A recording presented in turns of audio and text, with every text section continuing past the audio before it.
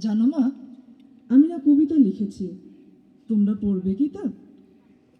মার কাছে গিয়ে খাতা মেলে ধরে ছোট্ট অপরাজিতা। রাগে চোখ মেলে মাতাকে বলেন, মাথা কি খারাপ হলো? ছাইপাশ সব না লিখে বরং অঙ্কের খাতা খোলো।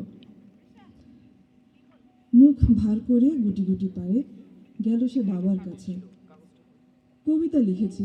ও বাবা, তোমার পড়ার সময় আছে? কবিতা লিখেছ বেশ, পড়বো তো বটে, আগে খবরের কাগজটা করি শেষ।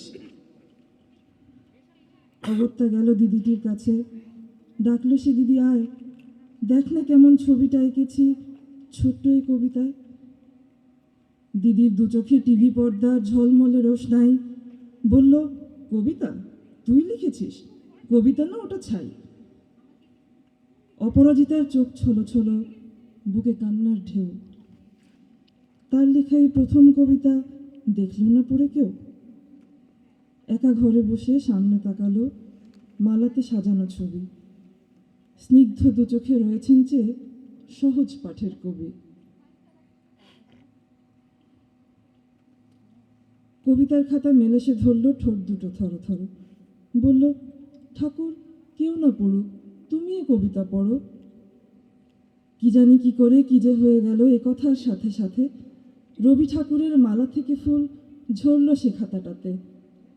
মনে হলো তার সামনে দাঁড়িয়ে বুঝি রবীন্দ্রনাথ, মাথার উপর রাখলেন তার আদর মাখানো হাত। ধন্যবাদ।